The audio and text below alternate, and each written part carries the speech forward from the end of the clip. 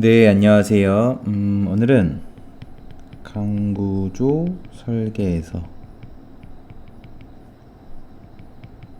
단면의 중요한 요소, 폭 두께비에 대한 정리를 해보도록 하겠습니다. 사실 강구조 하면 저희가 항상 압축에 대해서 좌굴이 일어나는 걸 어떻게 막느냐. 이게 결국은 압축에 대해서 좌굴이 일어나는 형태가 강구조 설계에서 제일 중요한 요소 중에 하나인데, 그죠? 이렇게 기둥도 당연히 마찬가지고, 보도 이렇게 있으면, 보가 대략 이렇게 있으면 여기서 하중을 받아도 하중 압축 안 받지 않냐, 이렇게 이렇게 받으면서 상부가 플랜지가, 이거 기준으로 플랜지가 압축을 받죠. 그래서 압축을 받으면 옆으로 탕하고 이게 옆으로 튕겨져 나가는 좌굴이 일어난다. 물론 이 좌굴을 LTB라고 해서 레터럴 토셔널 버클링, 횡 비틀림 좌굴이라고 하죠. 어쨌건 이렇게 되는데, 그래서 요런 압축제에서는 나중에 정리를 또 하겠지만 R분의 KL, 이 세 장비가 굉장히 중요한 요소가 되고, 그리고 뭐 보설계에서는 이제 LP 뭐 이런 거, 비지지 길이 이런 것도 중요한 요소가 되고 등등등 하는데, 그 전에 또 다른 중요한 요소, 잠깐 좀 전에 세 장비랑 이건 잠깐 잊어버리시고, 또 중요한 요소가 바로 이 폭두께비다. 예전에는 판폭두께비 뭐 이렇게도 하는데, 이게 결국은 어떤 한계 상태를 갖느냐, 이런 거를 결정한다고. 이게 무슨 말이냐? 예를 들어서 이런 단면이 있으면 뭐에 따라서, 이 폭두께비에 따라서 얘가 휨 좌굴이 일어날 수도 있고, 그죠? 또는 예를 들어서 비틀림 좌굴 뭐 이런 것들이 일어날 수가 있는데, 이거에 따라서 또 뭐도 일어날 수 있어요? 국부 좌굴도 일어날 수 있다. 그죠? 이런 식으로 뭐에 따라서, 판폭 두께비에 따라서 이런 각각의 한계 상태가 있죠. 예를 들어 이게 100이에요. 150입니다. 강도가.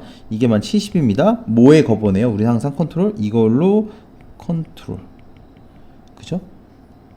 이 각각에 대해서 어떤 좌굴 강도가 있는데, 이 단면의 그럼 강도는 뭐라고요? 제일 작은 건 미니멈. 민의 세개면 A, B, C, 즉 100, 150, 70. 그래서 이 70이 거버나는 강도가 된다, 이런 거잖아요. 그렇죠? 그래서 근데 이거를 각각의 이 한계 상태, 어떤 파괴 모드를 갖느냐, 어떤 좌굴이 일어날 수 있냐를 결정하는 중요한 요소 중 하나가 바로 이 폭두께비다. 이 폭두께비에 따라서 어떤 것들이 안 일어날 수 있냐? 갑자기 이런 거예요. 국부좌굴은 안 일어날 수가 있어요. 뭐에 따라서? 폭두께비에 따라서. 그쵸? 이 보 같은 경우에도 마찬가지입니다. 보 같은 경우 쓱 보면 많아가지고 어떤 요소들이 있냐면, 또 LTB 있다고 그랬죠. LTB, 횡 비틀림 좌굴, 횡 레터럴 비틀림 좌굴 뭐 이런 것도 일어날 수 있고, 또 플랜지 국부 좌굴 이런 거, 그리고 뭐 항복, 인장 플랜지 항복 뭐 이런 것들 등등등 해서 항복, 여러 가지. 여기서 중요한 건 각각 부재별로 뭐 압축 부재, 보호 부재, 그죠? 휨 부재, 휨 설계, 압축재, 휨재 이런 거 할 때 여기 압축재, 휨재 이런 거 할 때 각각 하나로만 파괴되는 게 아니고, 그죠? 이런 등등의 이런 각각의 여러 가지 파괴 모드들이 발생할 수 있다. 다른 말로 다양한 한계 상태를 우리가 검토를 해야 되는데, 어떤 한계 상태를 검토해야 되냐를 결정하는 중요한 요소 중 하나가 이 폭두께비다. 그러니 이 폭두께비에 따라서 이게 어느 정도의 크기를 갖느냐에 따라서 아까 말씀드렸죠. 국부작을 안 일어날 수도 있다. 그죠? 플랜지 국부작을 안 일어날 수도 있다. 이런 거. 그죠? 뭐에 따라서? 폭두께비에 따라서. 그죠? 그리고 또 하나, 이게 무슨 말이냐, 한 예로 이런 것도 있잖아요. 잠깐 3000보로 빠져서, 예를 들어서, 이런 파괴 모드가 있어요. 아까 처음에도 얘기했죠? 보에서, 휨제에서 제일 중요한 게 LTB인데, 레터럴 토셔널 버클링, 휨, 비틀림, 좌굴인데, 좌굴, 이렇게 되는데, 여기, 이렇게, 힘이 작용하면 이런 식으로 되면서 여기 압축이 걸린다고 했죠. 여기 이런 식으로 휘니까 여기 상부에서 압축 걸려서 여기서 튕겨 나가는데 내가 여기를 이렇게 쫙쫙쫙쫙쫙쫙 해서 이쪽을 잡아줬다. 아니면 이렇게 할 수 있다고. 잡아줬다를 넘어서 전문용어로 횡지지를 했다. 전체 구간에 걸쳐서 횡지지를 했다. 그죠? 그러면 이거 튕겨져 나가려고 해도 나갈 수가 없죠? 나갈 수가 없습니다. 튕겨져 나가려고 해도 다 잡아놨기 때문에 이런 경우는 LTB가 발생해야 안 해요? 안 한다고요. 이 마치 이런 것처럼 폭두께비가 크건 또는 작건 이제 어떨 때 좋아지는지는 우리가 볼 건데 이거에 따라서 우리가 파괴 모드가 안 일어나는, 즉 좋아지는 게 있다. 좋아지는 게 있고 또는 나빠지는 게 있다라는 거. 즉 강구조석의 단면에서 이 폭두께비는 굉장히 중요하구나를 아는 게 첫 번째고, 두 번째는 그럼 도대체 폭두께비가 뭐냐, 그리고 폭두께비가 클수록 좋은 거냐 작을수록 좋은 거냐, 딱 거기까지 하겠습니다 오늘. 그죠? 이 폭두께비. 그래서 가장 요런 거를 생각하겠습니다. 이렇게 H형광. 물론 이 폭두께비는 모두 있어요. 얘도 있고 모두 있어요. 앵글도 있고 다 있어요. 다. T도 있고 이것도 있고 다 있다. 폭두께비는 뭐 각형광과 이런 것도 있고. 그렇죠? 실제로는 이렇게 돼 있겠죠. 실제로는 이렇게 돼 있다. 이렇게 돼 있다. 그죠? 얘도 사실은 이렇게 조금 더 이렇게 돼 있다. 그죠? 그렇게 돼서 항상 이렇게 돼서 폭두께비가 존재한다. 그러면 도대체 폭두께비가 뭐냐? 바로 이런 거라고요. 우리가 전체를 뭐라 그래요? H라고 그러고 여기를 폭을 B라고 합니다. 여기 두께를 뭐라 그래요? TW. 여기 뭐라 그래요? 두께? TF. 그런데 한 가지 알아둬야 될 건 바로 우리가 여기 가운데 있는 여기를 뭐라 그래요? 바로 외부라고 하죠. 그래서 이 W는 외부의 두께다 라고 해서 TW라고 하는 거고, 마찬가지로 여기 있는 걸 뭐라 그래요? 우리는 바로 플랜지라고 한다. 플랜지.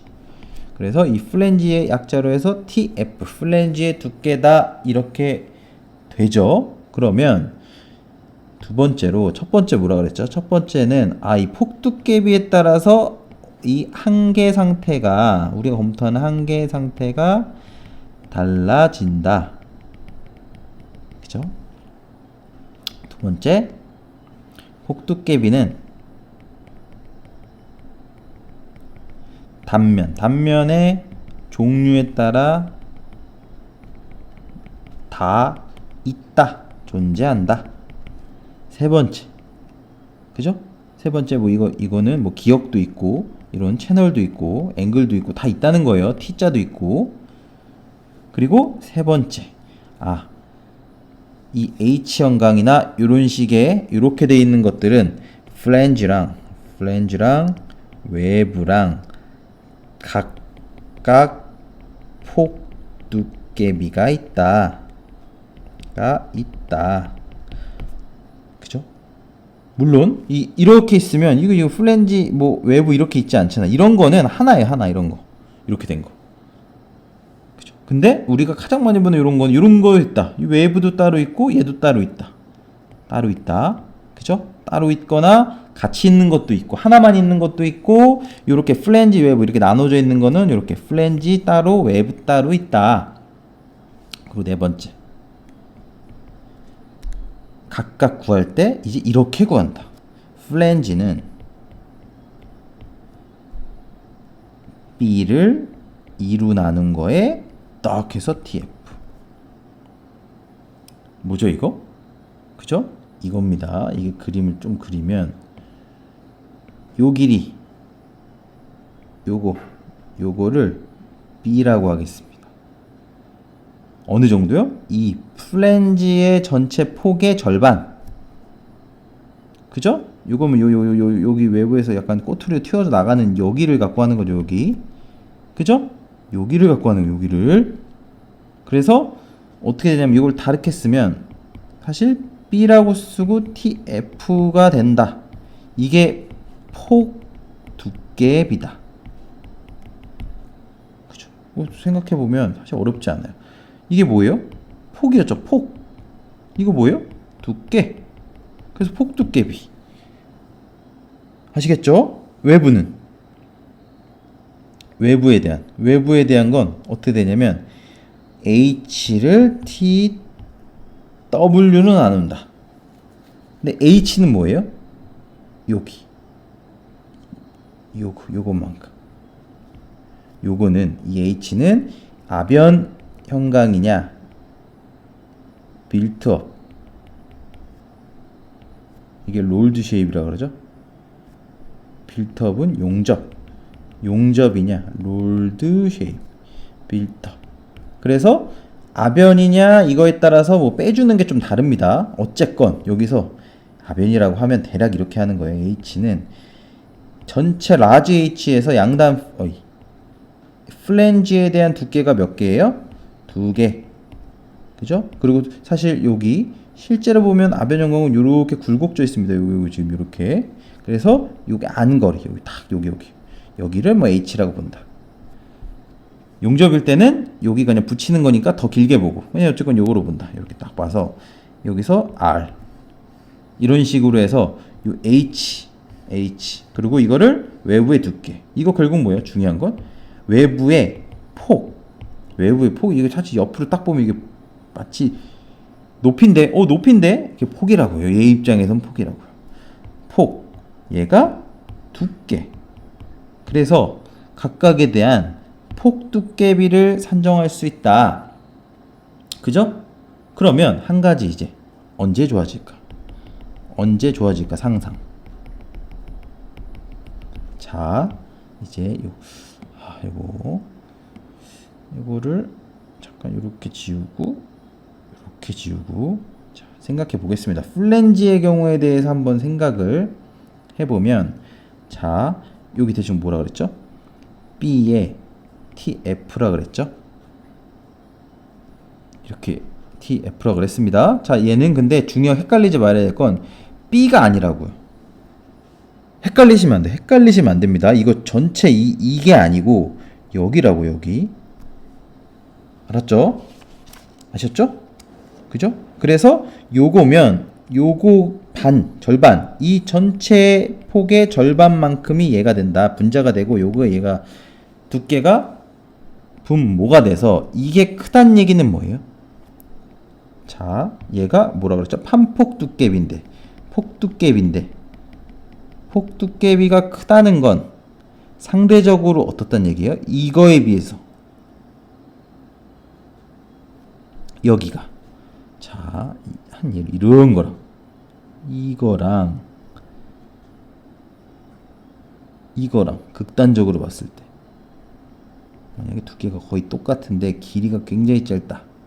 그러면 폭 두께비가 크다는 건, 자, 상대적으로 얇다. 또 vs 두껍다. 자, TF분 두께분의 B인데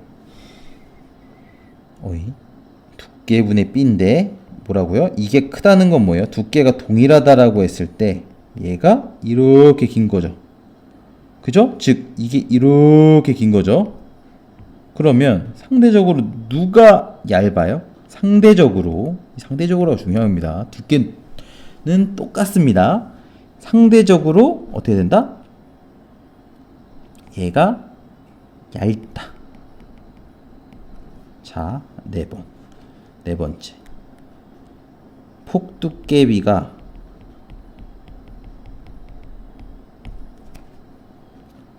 자, 이거를 좀 더 얘기하고 해야 될 것 같아요. 자, 그러면 좋아지려면 어떨까요? 좌굴에 좋아지려면 자, 1번 이런 거, 2번 이런 거. 극단적으로 봤을 때 1번, 2번 어떤 거가 좌굴에 유리할까요? 얼핏 봐도 우리가 이렇게 된 거는 이게 휙휙 막 휠 것 같죠? 그죠? 이렇게 좌굴은 이렇게 얇으면 안 좋아요. 얇으면 안 좋다. 얇으면 안 좋아. 안 좋다. 그죠? 이렇게 두꺼워야 좋다. 그죠? 그거를 조금 우리는 강구조적으로 생각해 보면 폭두께비가 어떨수록 낮을수록 이게 이 뭐가 분모인지를 따져보셔야 됩니다. 자, 어떻게 된다고요? 상대 두께가 미치죠? 그러면 이게 작단 얘기는 뭐가 크단 얘기예요? 동일한 폭의 두께가 두꺼울수록 폭두께비는 작다. 그러니 상대적으로 두꺼울수록 더 유리해진다. 어떻게 유리해지는지 잘 모르겠고 어쨌건 유리해진다. 일단 직관적인 거랑 수식적으로 하는 게 맞아야지 저희가 나중에 응용을 하는 겁니다. 이거를 외워서 하는 게 아니라고. 폭두께비가 커지면 불리하다, 커지면 불리하다, 커지면 불리하다 100번을 외워도 그렇게 하는 게 아니고 이걸 식을 막 다 외우고 있어서 하는 게 아니고 우리가 이런 거 딱 폭두께비가 TF분의 B인데 B가 만약 동일할 때 T가 두꺼울수록 얇아져. 근데 당연히 부재가 두께가 두꺼울수록 좌굴이 덜 일어날 거 아니야. 이렇게 길다는 것보다 이런 게 기둥도 그래서 긴 거 세장한 거보다 안 세장한 게 더 좌굴이 덜 일어나잖아. 결국은 그런 것들이 다 나중에는 연결돼서 일맥상통하는 개념이 된다고요. 그죠? 마찬가지로 얘도 마찬가지예요. 외부도 마찬가지죠. H와 TW가 있다. 이게 작을수록 폭두께비가 동일한 높이 그러면 TW가 큰 즉 두께가 두꺼울수록 더 폭두께비는 작아진다. 상대적으로 두껍다. 폭두께비가 작다는 건 두껍다. 상대적으로. 그러니까 좌굴에 좋다. 아시겠죠? 그죠? 자, 정리.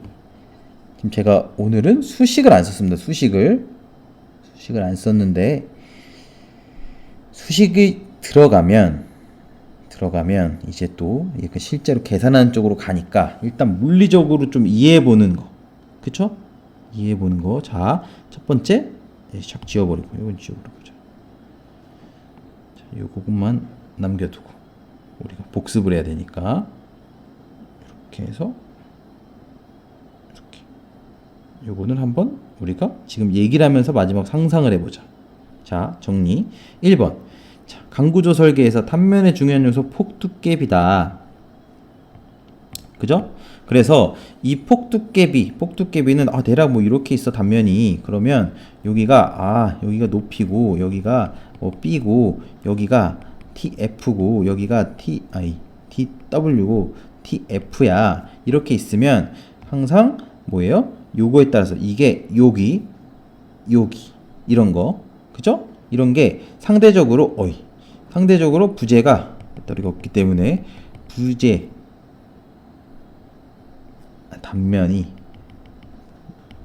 단면의 플랜지와 외부가 얼마나 두껍냐에 따라서 상대적으로 그죠? 그걸 조금 용어로 하면 폭두께비에 따라서 B의 T F 또는 H의 TW 요런 게 상대적으로 어떻게 되느냐에 따라서 한계 상태가 달라진다. 이거에 따라서 뭐요? 국부좌굴 이런 게 일어나기도 하고 안 일어나기도 한다. 그죠? 여기 일단 요거 일어나기도 하고 안 일어나기도 한다 이랬습니다. 자, 2번. 그러면 폭두깨비는 단면별로 기억 앵글 이거 기억도 있고 T도 있고 뭐도 있죠? 디그 채널도 있고 등등등 해서 다 폭두깨비 이런 값들이 있다. 그런데 이 기억으로 된 거 이거 뭐냐? 이거 두 개 외부랑 플랜지가 어디냐? 그냥 이거는 하나만 있다. 이런 거 있고 각각 있는 것도 있고 이렇게 각각 두 개 있는 것도 있고 이렇게 하나 있는 것도 있고 뭐 이렇게 또 두 개 있는 거. 여긴 당연히 이쪽 플랜지 외부. 그러니까 두 개가 있겠죠? 그죠? 이런 식으로 있다. 그러면 이 각각 어쨌건 존재하는 건 알겠다. 그럼 내가 이거를 상대적으로 결국 이거예요. 결국 이거 앵글이 이렇게 있어? 그러면 이거 상대적으로 이렇게 돼 있다. 이렇게 또는 상대적으로 이렇게 돼 있다. 단면이 어떤 것도 상관없다. 이렇게 된 느낌을 상상하고 그러면 이게 언제 좋아질까? 그러면 두께가 상대적으로 두꺼운 게 뭐예요? 폭두께비가 상대적으로 작은 거. 왜요? 두께가 분모에 있으니까 예를 들어서 B의 TF다. 근데 얘가 작아진다는 건 뭐예요? 동일한 폭에 대해서 두께가 커질수록 전체는 작아진다. 그러니까 두께가 두꺼운 게, 즉 폭두께비가 작고 작은 게 상대적으로 얘죠. 이 두 개 중에 앵글로 보더라도 두께가 이렇게 두꺼운 게 폭두께비가 작은 거다. 당연히 상대적으로 이렇게 두꺼우면 뭐에 좋다? 좋다. 좌굴에 좋다. 좌굴에 좋다. 그러면 다시 1번으로 들어가서 한계 상태가 달라지는데 어떨 때 그럼 국부좌굴이 안 생기겠어요? 폭두께비가 작을 때 클 때? 언제 좋다 그랬죠? 두꺼울 때 상대적으로. 즉 폭두께비가 작을 때. 즉 이 국부좌굴은 언제 안 일어나요? 국부좌굴이 안 일어나는 게 좋은 거죠. 이 좌굴이 일어나는 게 좋은 게 아니고 안 일어나는 게 좋은 겁니다. 그러면 폭두께비가 어떨 때? 폭두께비가 작을 때. 왜요? 이럴 때 상대적으로 두껍다. 외부도 두껍고 플랜지도 두껍다. 그럼 뭐가 안 일어난다? 좌굴이 안 일어난다. 국부좌굴이 안 일어난다. 명확하게 얘기하면 좌굴은 다른 좌굴 모드가 있으니까. 그죠? 그러니까 실제적으로는 이게 아직 수식이 있었어요? 없었어요. 뭐 0.38에 뭐 어쩌고 저쩌고 0.56에 루트에 2에 FY 이런 거 없었죠 지금 전혀. 그런데 우리가 시작 단계에서 이 폭두께비에 대한 의미를 이 상대적으로 두꺼우면 폭두께비는 작아지면 뭔가 좋아지기 때문에 단면이 두꺼울수록 뭔가 좋다. 그러니까 결과적으로 좌굴 한계 상태가 달라지는데 국부좌굴이 일어나기도 하고 안 일어나. 그러면 폭두께비는 작을수록 국부좌굴이 안 일어날 거다. 왜냐면 두껍기 때문에. 그죠? 그럼 이런 것들이 쌓이면 기준에 있는 파괴 모드에서 우리가 뭘 할 수 있다고요? 이 폭두께비 외워가지고 클 때 어떨까, 작을 때 어떨까 해서 그냥 뭐 클 때는 어떻게 파괴 모드를 한계 상태를 고려하세요. 이거는 뭐 이거를 고려하세요. 고려하지 마세요. 이거를 외워서 하면 아니고. 외워서 하는 게 아니라고. 물론 식들은 들어가서 이제 외워야 될 식들은 있지만 실제적으로 이거 고려해야 되나? 이거 안에 뭐가 하는 거였지? 뭐가 안 하는 거였지? 정도는 우리가 충분히 생각해 볼 수 있다. 이 폭두께비의 의미에 따라서. 물론 오늘 사실은 가장 핵심은 뭐예요?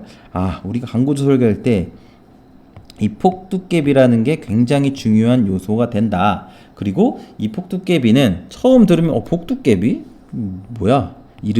용어도 좀 이상한데 사실은 이 용어 자체가 이 기호를 보면 너무나 자연스럽게 이해가 될 수 있고 이게 결국 각각 외부나 플랜지가 얼마나 두껍냐에 따라서 여러 가지 그 강도가 달라진다는 얘기구나 라는 것까지 생각을 해볼 수 있으니까 어떻게 보면 이게 약간 좀 시작 단계에서 이런 것들을 잘 정리를 하고 우리가 복잡한 강구조 설계 이런 것들로 들어갔으면 좋겠다 라는 말씀 드리면서 오늘 정리도 이것으로 마치도록 하겠습니다. 네, 감사합니다.